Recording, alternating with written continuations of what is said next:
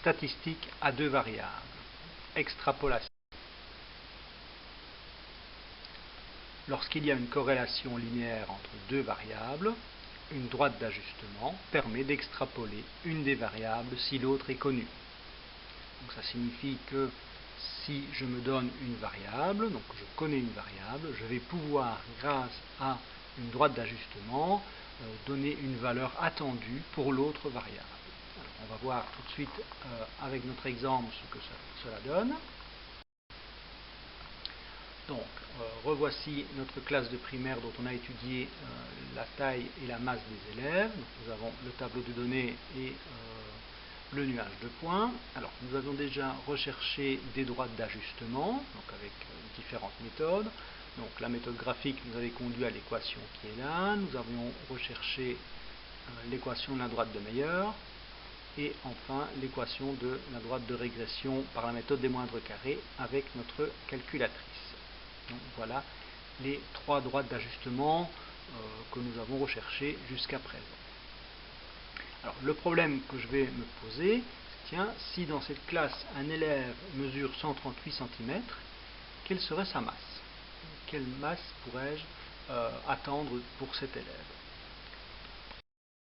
Donc, je vais reprendre le problème. Voilà, donc un élève mesure 138 cm, quelle est sa masse?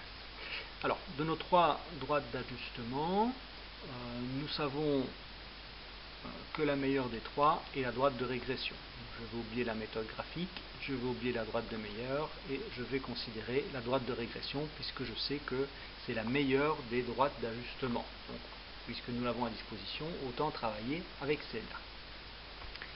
Alors, donc je considère qu'un élève mesure 138 cm, c'est-à-dire que je connais sa taille, donc je connais x. Donc, x est égal à 138.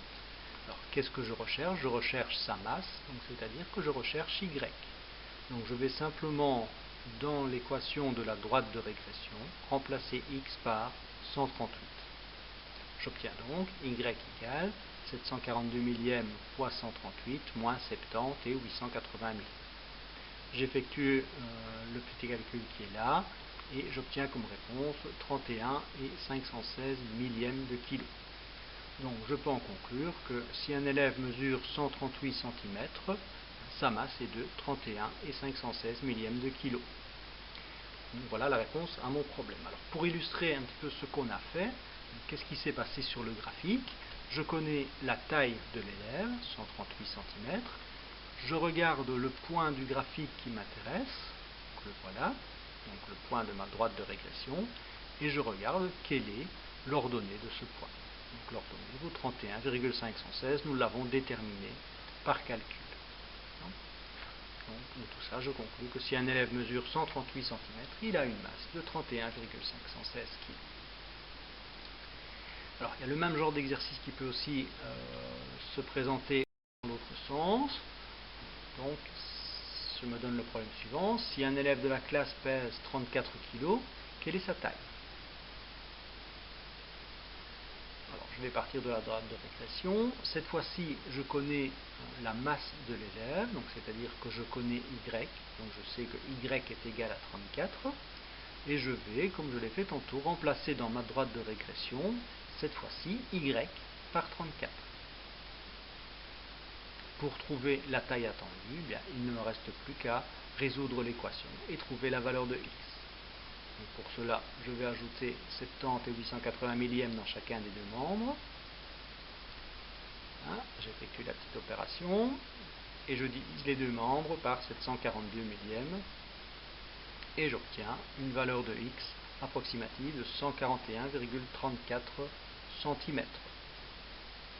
Voilà, le problème est résolu. Un élève de 34 kg, je peux m'attendre à ce que sa taille soit de 141,34 cm. Alors graphiquement, qu'est-ce qu'il s'est passé? Je connais sa masse, donc je connais 34 kg.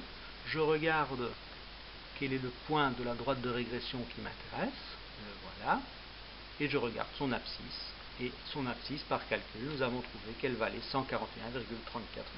Donc la conclusion de tout ça, si un élève pèse 34 kg, bien il a une taille de 141 et 34 centièmes de centimètre.